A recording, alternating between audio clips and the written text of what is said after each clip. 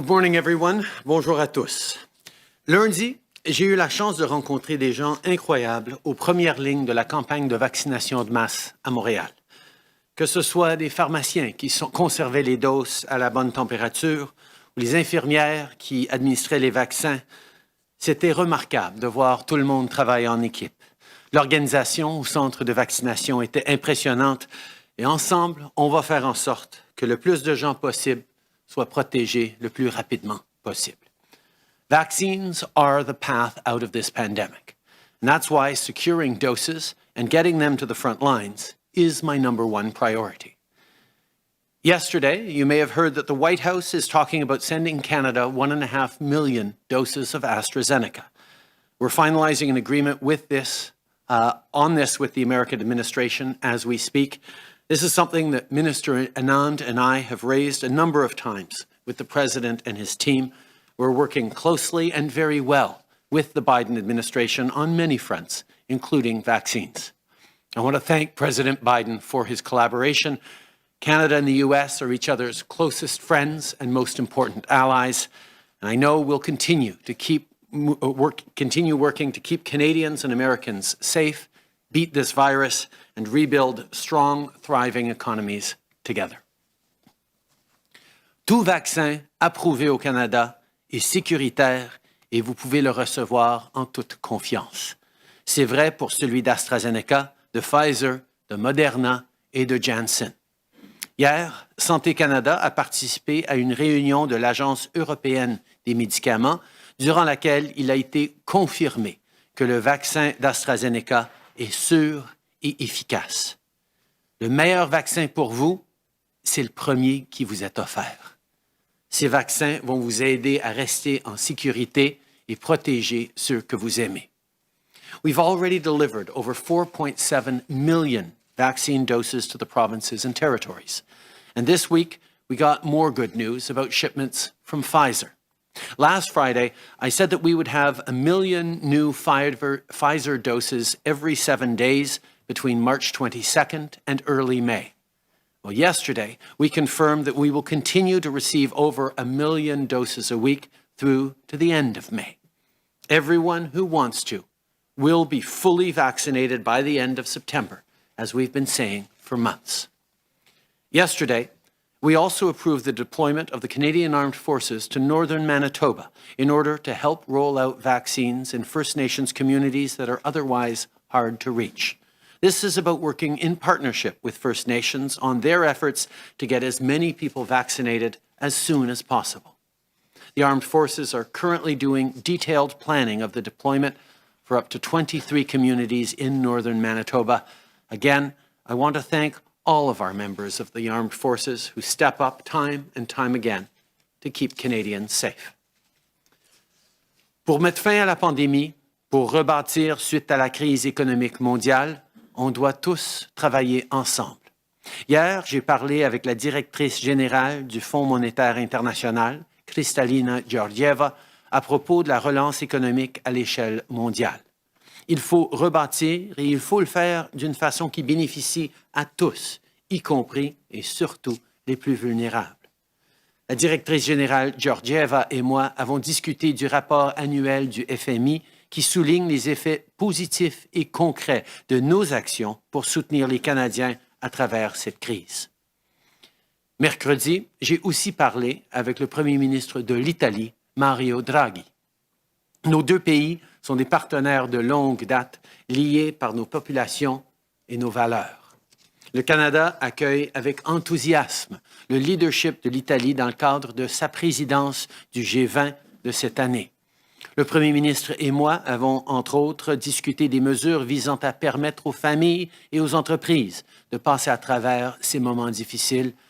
Et bien entendu, on a également parlé de l'importance de la vaccination en vue d'assurer la sécurité des Canadiens, des Italiens et des gens partout dans le monde. Les vaccins et les programmes comme la Prestation canadienne de la relance économique aident les gens à rester en santé et en sécurité. Mais il faut aussi qu'ils aient accès à un chez-soi sûr et abordable. La dernière année nous a rappelé à quel point c'est important d'avoir un toit au-dessus de sa tête. Mais pour beaucoup trop de gens, ce n'est pas quelque chose qu'ils peuvent tenir pour acquis. Since 2015, we've made historic investments in housing from coast to coast to coast. And last year, when the pandemic hit hard, we knew that we had to do even more and faster. And that's why we invested $1 billion in the new Rapid Housing Initiative to quickly create homes right across the country. At the time, this investment was for 3,000 units. Well, earlier today, Minister Hussen had some great news to share. We're not just going to meet our targets, we're going to exceed it. The Rapid Housing Initiative will now mean over 4,700 more homes, almost 40% of which will be for Indigenous people. This is about more than just a roof over someone's head. It's about hope. It's about a brighter future. Just take what an affordable home has meant for a single parent like Sabrina from Peterborough. Thanks to the local Habitat for Humanity condo development and the funding they received from the federal government, she's able to raise her kids in the good, safe place they deserve. Rebâtir après la pandémie, c'est de faire en sorte que tout le monde au Canada dispose des outils nécessaires pour réussir. Notre plan va aider plus de familles à acheter une maison. Il va contribuer à créer 1 million d'emplois pour les travailleurs de tous les âges.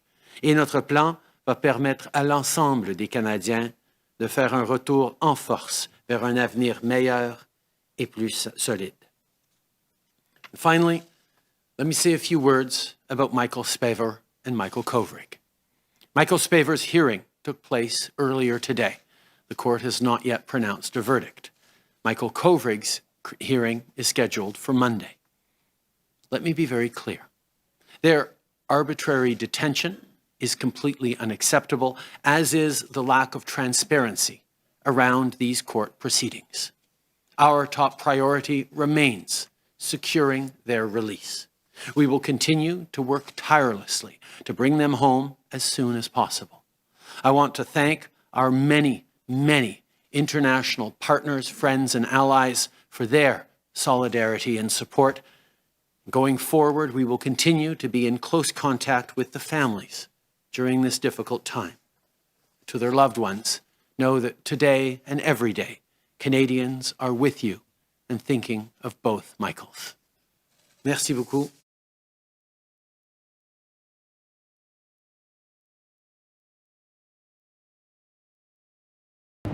Hello, everyone. Bonjour à tous. Thank you, Ahmed, for that introduction and for everything you do for families and for all Canadians.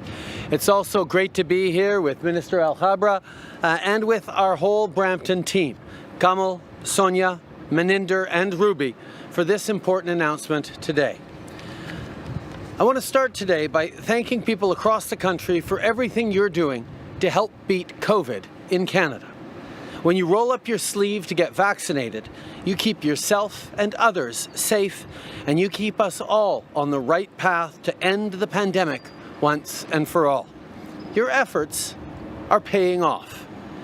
This weekend, we even passed the US in terms of fully vaccinated people, so let's keep that momentum up.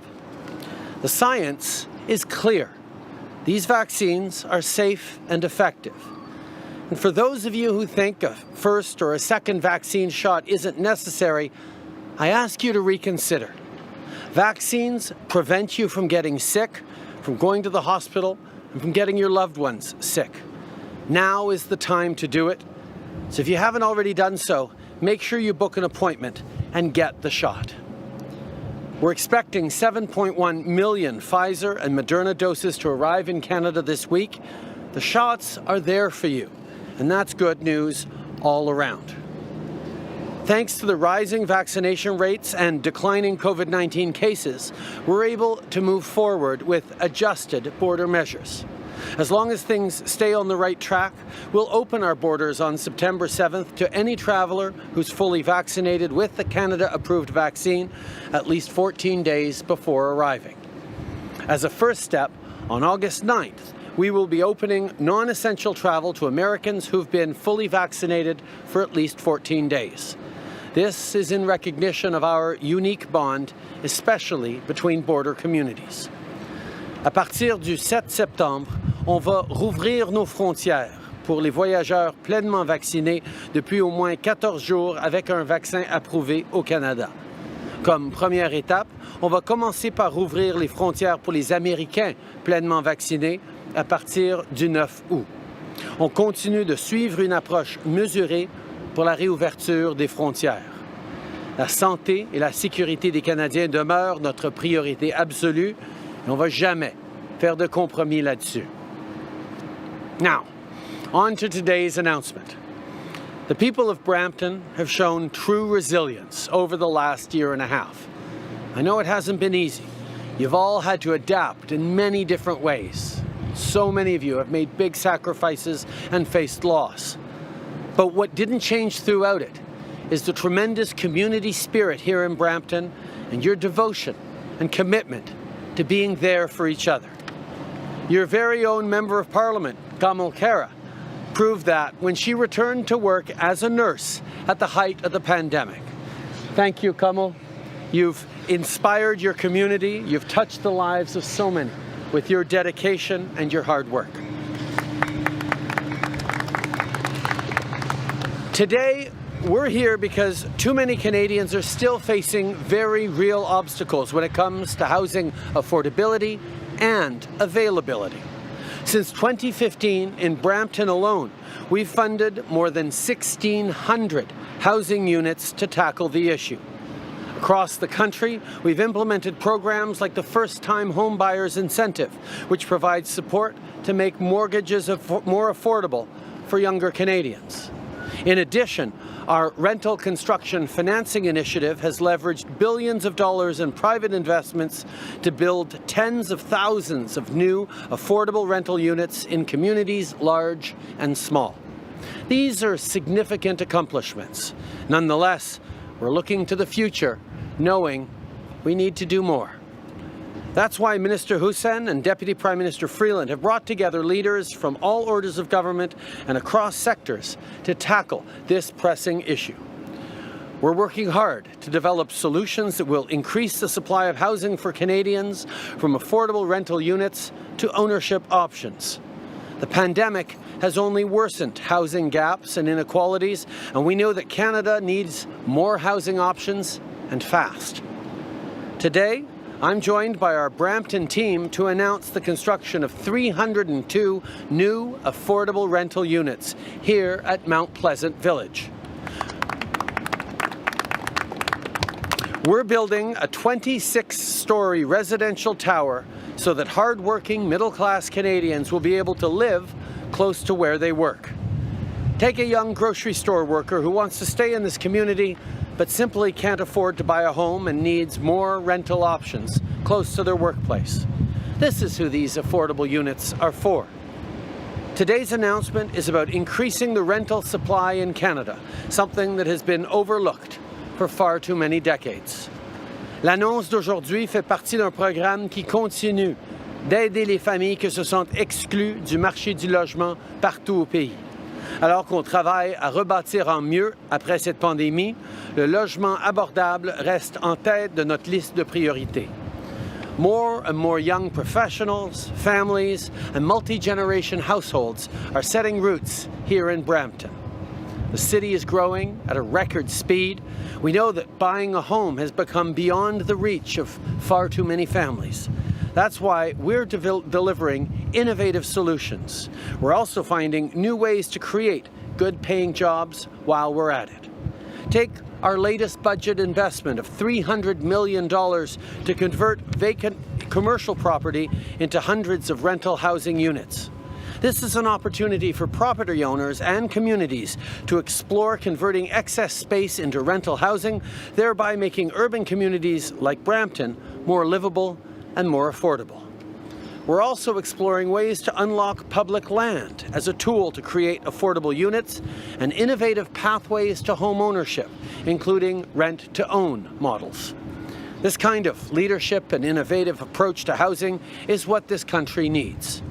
Once people have secure, stable, and affordable housing, they're able to start fulfilling their potential.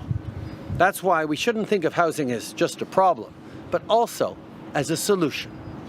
On a réalisé des importants progrès au cours des dernières années, mais on sait qu'il reste encore du travail à faire.